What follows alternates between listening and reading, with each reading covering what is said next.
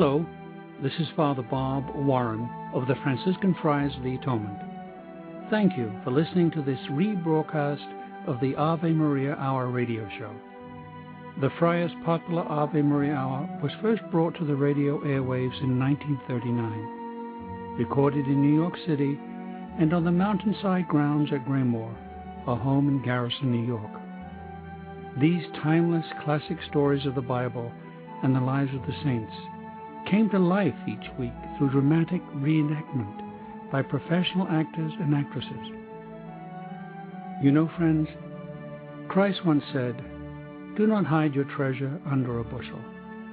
In saying this, he meant share your gifts, share your talents.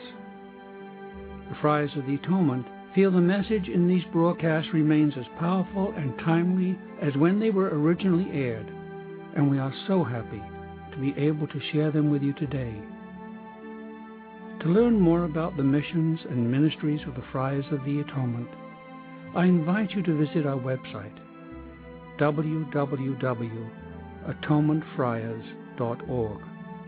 In the meantime, sit back and enjoy this rebroadcast of the Ave Maria Hour.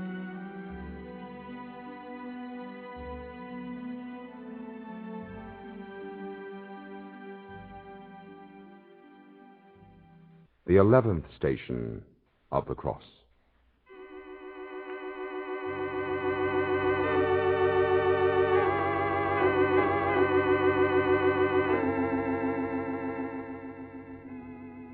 As we within the cathedral move with the priest from the 10th to the 11th station, we see that Jesus has been stripped of his garments. The executioners have thrown him down on the cross. His arms are outstretched to receive the spikes through the wrists. Another soldier crosses the feet and reaches for the hammer with which to pierce them to the beam. At the thought of the further pain he is about to undergo, our feet burn and our hands tremble. We adore thee, O Christ, and we bless thee, because by thy holy cross thou hast redeemed the world. Consider how Jesus, after being thrown on the cross, extended his hands and offered to his eternal Father the sacrifice of his life for our salvation.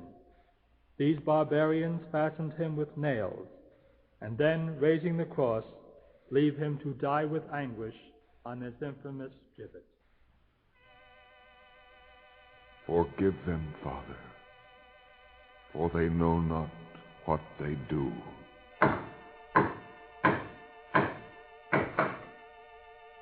Finished. Lift them up and secure the beams.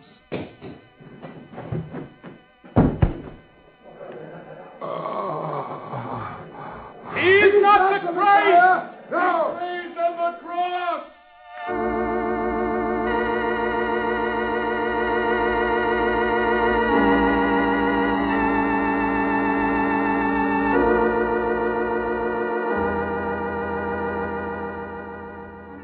They placed the crosses firmly in the ground, with Jesus between the two thieves. And when this happened, many were dismayed, for they had anticipated that Jesus would call on God to send angels to save him, and not let him suffer the pagan crucifixion. And many left Golgotha and returned to their homes. But there were some who remained, that they might comfort Jesus and bury him when he was dead. Stand back. You women and others will have to stand at a distance. Stay there. Come no closer. Guards, gather up his clothing. You can divide it among yourselves as you wish.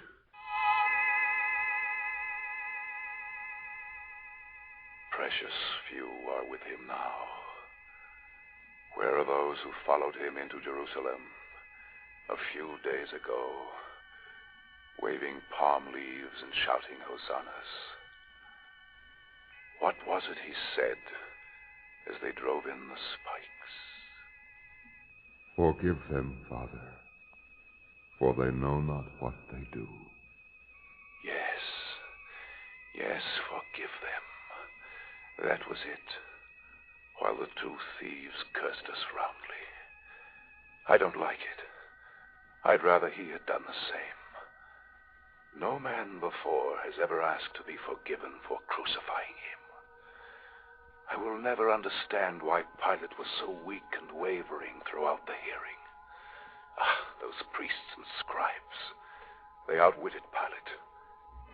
Here comes one of them now.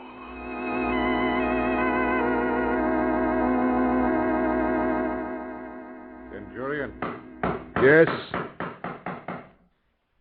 How long will it take? The nailing? 3 minutes? No. How long for him to die? How should I know? Not too long. The man is half dead already. He must be dead before the Sabbath begins. He'll be dead by then. If not before. He must be taken down, too. For it's not lawful for a man to hang on the gibbet during the Sabbath. That's not my affair. You're in charge of the execution. I was told to put him on the cross by Pilate, not when to take him down. But it's not lawful. I have my orders. For anything further, you will have to take it up with Pilate. But if you do not... Still! The man is trying to speak.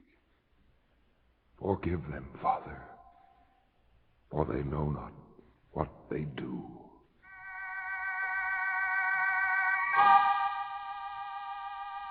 Roman dog. When the Messiah does come, you'll feel his anger if you're about. When Israel rises and becomes the judge of all nations of the earth, Rome will feel our wrath for insults and degradations heaped upon us. What was it Jesus said? Forgive them, they know not what they do. Well, I must say it was generous of him. There have been times when I confess I've had an admiration for the man, for his knowledge of the Scripture and his answers to us. Like those times we tried to trap him with questions. Try her and stone her! Wait! Of course we'll take her to the Sanhedrin for trial, but first we'll take her to Jesus. You wonder why. He's preaching to the people, and he makes much of forgiveness of sin. We'll put the question to him, should she be stoned? And if he says no, he goes against the law of Moses. If he says yes, then the people will discount his forgiveness and know him for a humbug.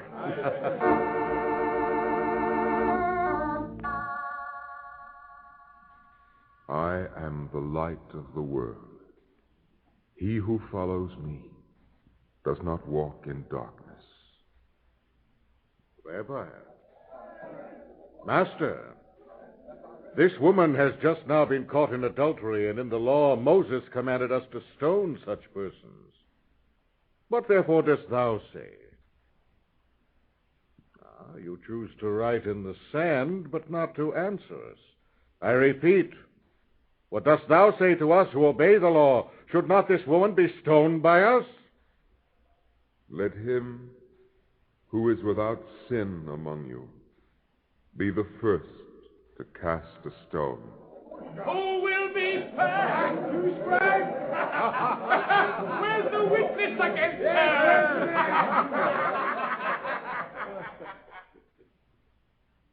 Woman, where are they? They're gone, my lord. Has no one condemned thee? No one, my lord. Neither will I condemn thee. Go thy way, and from now sin no more.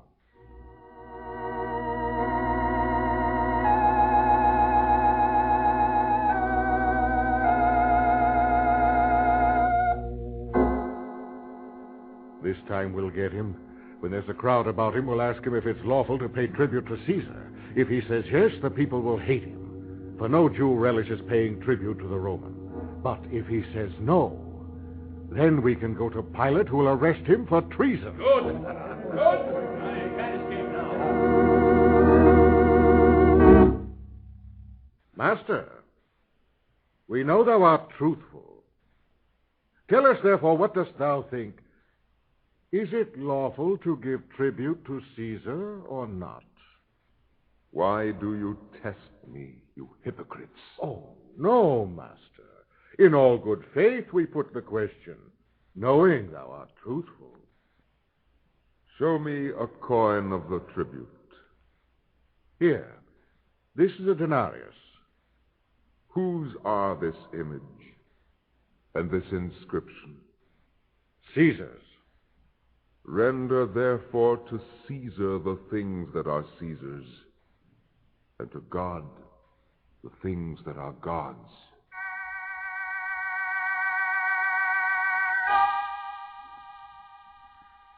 Cast the first stone. Render to God the things that are God's. Small wonder we slunk away with silent tongues. I felt like a foolish schoolboy who would try to play a feeble trick on his teacher. It's easy now to see why many followed, aside from the miracles which would attract the credulous. But now he's firmly nailed to the cross. We've nothing to fear. You, scribe! There's no point lingering. I told you to go to Pilate if you wanted anything further. I shall. Soldier, don't forget the sign. Centurion, you're not going to put that sign on the cross? I am. Isn't it enough it was carried through the streets? You know it's false. Pilate knows it. Nonetheless, it goes in place, so others will not try to be king of the Jews. I go and I'll report your insolence. Antonius, come here, please. Now that they're raised, and only a few people are about, there's nothing much to do until they die. I think that's his mother standing over there with a few friends, and they won't give any trouble. I'm going home for a while, but if there's any need, do not hesitate to send a messenger. Otherwise, I will be back within the hour.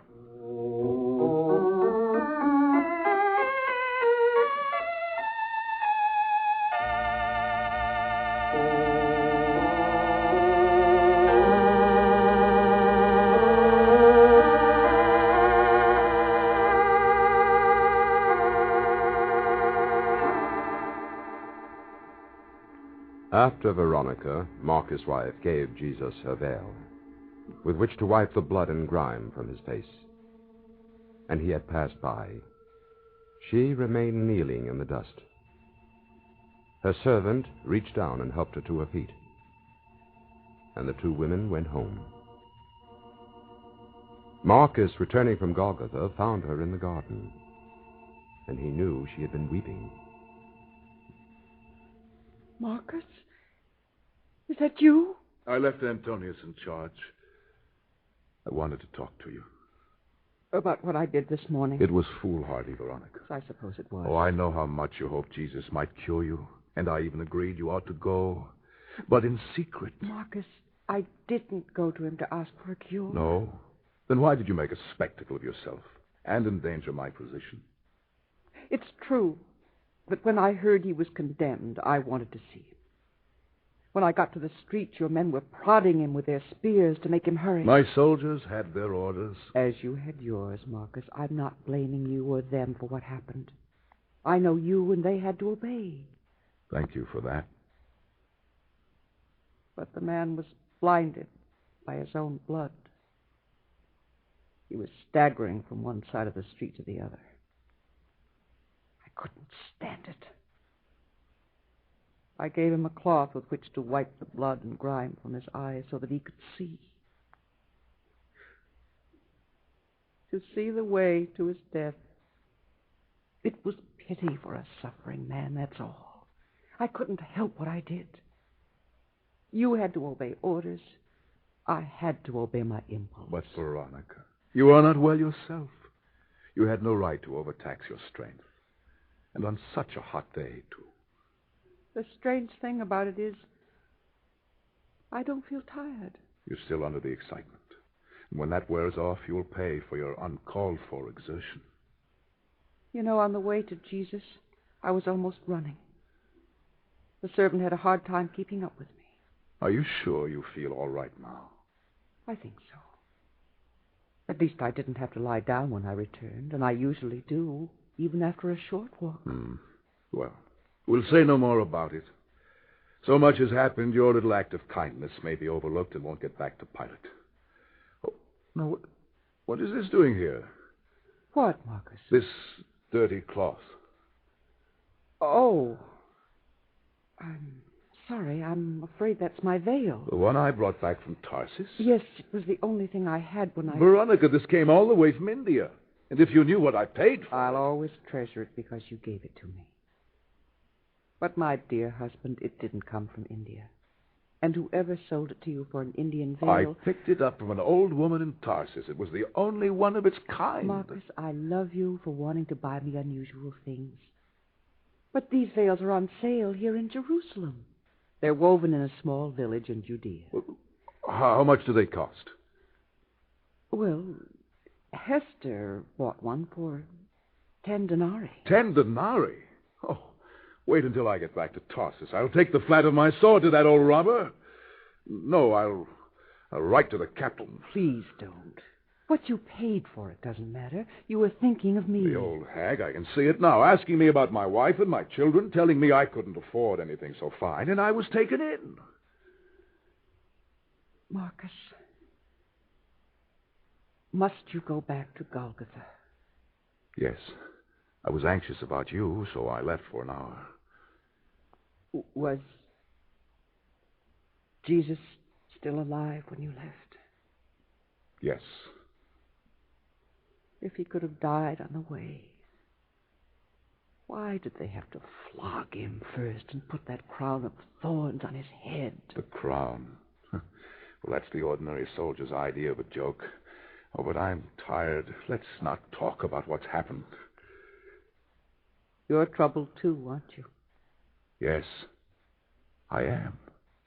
That I may have disgraced you? Oh, no, that will blow over. Then what is it? It's Jesus. Why? You're only carrying out orders. The commander can always fall back on that to justify any act. No matter how cruel, higher orders.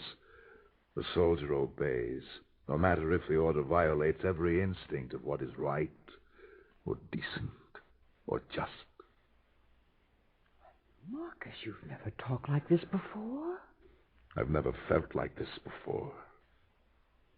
Jesus has caused this? Veronica, the man is innocent of any crime. Pilate himself acknowledged it. And still ordered his death. He got himself into a position where he had to condemn Jesus or go back on his word. Then an innocent man's been crucified? Well, that's happened before. It will again. Judas gave the justification. Judas? Yes, the informer who led us to Jesus. Better one man die than the nation perish. Even though he be innocent? Judas left that word out. Though I am told he thought of it later and tried to return the blood money, then hanged himself, and the priests wouldn't take it back and ease his conscience. And you're troubled, too, because you feel that Jesus is innocent. No, not that at all. No, I say with Judas, it is better that one man perish, even an innocent man, than a nation perish. Even the man who has to pay the price would admit that and go willing to his death to save his nation. It may not be written down, but it is the law that preserves the nation and the people. The one must be sacrificed for the welfare of the many. You might say the gods themselves have decreed it. Marcus, I don't understand you. You seem to feel sorrow for this man, and yet you think it right to slay him. I say it sometimes has to happen. But what troubles me is not his innocence or his guilt, but what he said to us as my men were in the very act of driving the spikes through his feet and wrists. He spoke? Yes. Yes, he cried out, Father, forgive them, for they know not what they do. He said, Father, forgive them? Yes, so I heard it. Father, forgive them. Marcus. Say it. What have they been saying about him? Let's rid our minds of whispered words and speak them out. His Father is God, and he is the Son of God. And do you wonder why I keep asking myself? What man can suffer what he has at our hands and still ask we be forgiven? Oh, that may be the messenger from Golgotha. Yes. Yes, tell Antonius I'm leaving at once. I must leave. Jesus is about to die and a crowd has gathered. Veronica, what's the matter? A veil. A veil. The veil? What do you mean? I opened it up just now. Open it and see. Oh. The face of Jesus. As I saw him a few hours ago. The blood and the dirt came off on the veil to form the likeness. Not a likeness as exact as that. It's a miracle. Put it away. Let no one see it. I must go back to Golgotha. No. No, don't go. Have nothing more to do with this. I must go. It's more than orders and duty. I must see him before he dies.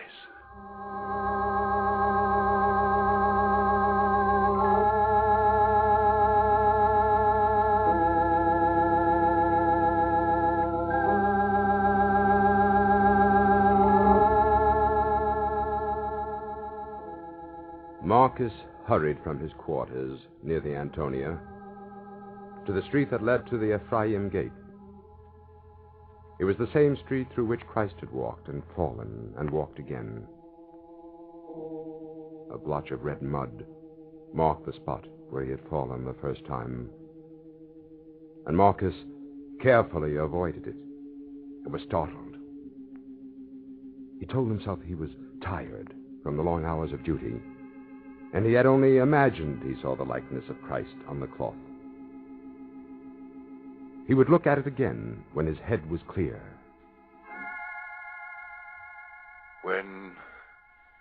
When you are weary as I am, you see all sorts of strange things. It's like seeing water in the desert when you're dying of thirst. Yes, you see what you want to see. But I did not want to see that face again. Ever. Veronica did. Perhaps she saw it clearly. Yes, that's it. Truly, it was but a grimy smudge. And when you looked at it closer, it became the face. As when you look at a cloud, and suddenly it seems to take on the resemblance of a huge face.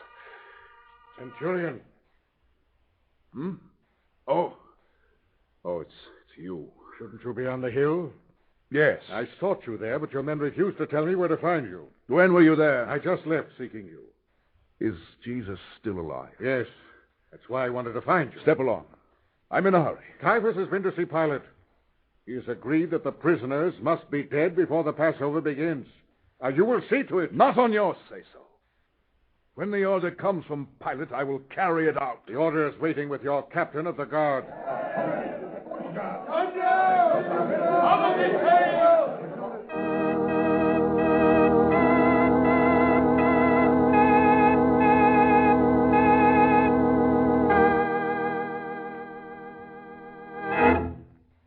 If thou art the Son of God, come down from the cross. Antonius! Get them back! Use your sword if necessary! Get back! Let his relatives remain where they are! Arrest! Get back!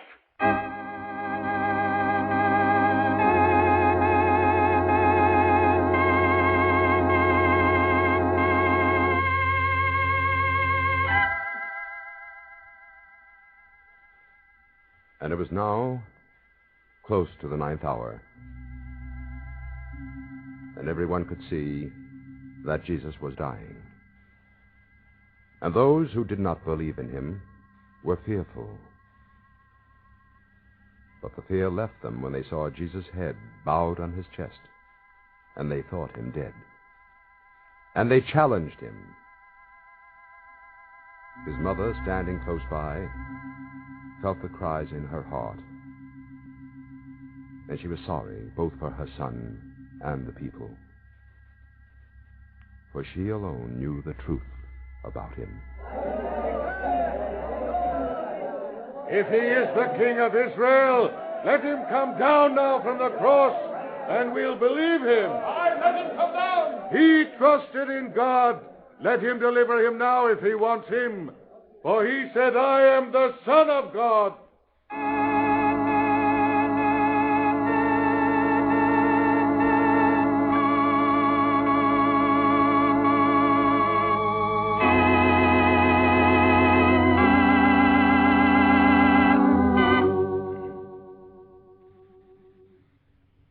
Then the crowd was silent, for Jesus was not yet dead. His eyes rolled in their sockets, and he looked upon his mother standing with his disciple John. And the sorrow in her eyes was even as that in his own, as was the pain. Many were struck with fear and wished that they could recall their taunts and jeers. They felt great shame for their scribes and their elders and for themselves. It became so still that the rasping words Jesus spoke seemed as borne by thunder. Father, forgive them, for they know not what they do.